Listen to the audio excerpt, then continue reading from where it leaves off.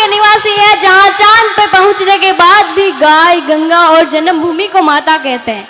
उस देश की दशा क्यों डगमगाने लगी, कि उस देश की दशा क्यों डगमगाने लगी, जवानी क्यों नशे में लड़खड़ाने लगी, जवानी क्यों नशे में लड़खड़ाने लगी। परम सम्माननीय मुख्य अतिथि, चेयरमैन सर, डायरेक्टर सर, प्रधानाचार्य मैम, ज्ञान के देवता मेरे गुरुजी एवं गांव से पधारे सभी मेहमानों को मैं सादर नमन करती हूँ एवं मेरे सभी छोटे और बड़े भाइयों और बहनों के पवित्र मन को नमन करते हुए नमन करती हूँ ज्ञान की देवी माँ सरस्वती को, जो मेरे अंदर वाणी बन के बोल रही है, उस पवित्र प्रांगण में स्वर बन के गूंज रही है। मैं पिंकी गोदारा कक्षा 8 से इस सभा में उपस्थित सभी का ध्यान नशा मुक्ति पर केंद्रित करना चाहूंगी। नशा भांग का हो या गांजे की चिलम, लीवर और फेफड़ों पे देता है जुलम। गुटखा, शराब, सिगरेट का नशा जिसने भी किया ज्यादा दिन नहीं बचा। नशा शुरू तो एक शौक के रूप में किया जाता है, लेकिन धीरे धीरे लत बन जाता है। लत कोई सी भी हो सब गलत है, कि लत कोई सी भी हो सब गलत है, जो छूटती नहीं कभी भी वही तो लत है, वही तो लत है। विज्ञान यह कहती है कि नशा इंसान के शरीर में रासायनिक परिवर्तन करना शुरू कर देता है। उसके बाद नशे को मन चाहे नहीं ना चाहते हुए भी करना पड़ता है। नशे को शौक समझने वाले लोगों से मैं ये कहना चाहूंगी कि नशा वो दलदल है, कि नशा वो दलदल है जिसमें अगर डूब जाओगे उसके बाद झाकर भी नहीं निकल पाओगे।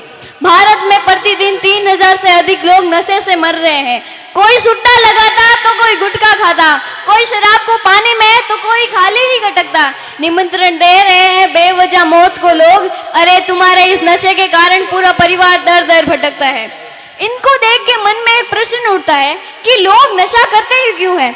जब ये प्रश्न नशा करने वाले लोगों से पूछा गया तो वो उत्तर देते हैं कि नशा करने से वो कुछ समय के लिए जीवन की कठिनाइयों और दुख को भूल जाते हैं। तो मैं उनसे कहना चाहूंगी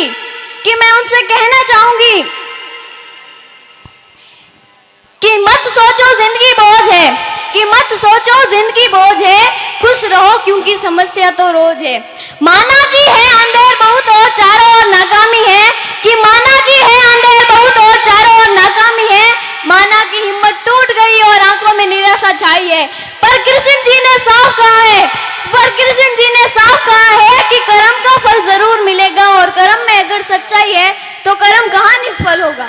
नशा नाश का द्वार है। जो व्यक्ति नशा करता है वो अपना मानसिक संतुलन, शारीरिक सुंदरता और संकल्प शक्ति खो देता है।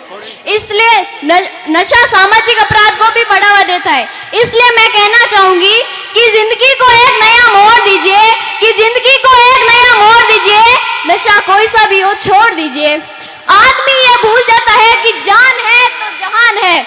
अभी भी संभलो और सच्चाई स्वीकार करो, कि अभी भी संभलो और सच्चाई स्वीकार करो। इस कैंसर करने वाले नशे का त्याग करो, इस कैंसर करने वाले नशे का त्याग करो।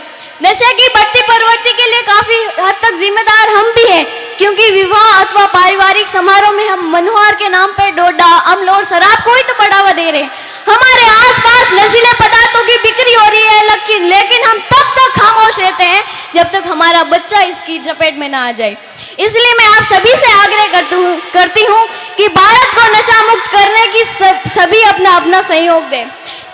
नशा हमें क्यों है करना, कि नशा हमें क्यों है करना, मरने से पहले क्यों है मरना।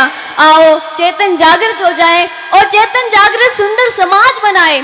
हिंदुस्तान की आन बान शान है हमसे, क्यों इसे नशे में गंवाएं, क्यों इसे नशे में गंवाएं।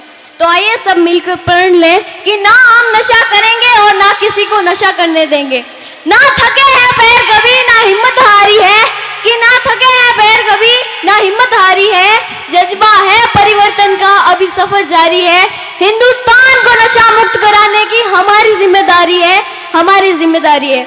और अंत में मैं अपनी वाणी को विराम देते हुए आप सभी से यही कहना चाहूंगी कि इंसान जो नशे से दूर है, कि इंसान जो नशे से दूर है, जीता वही जिंदगी भरपूर है।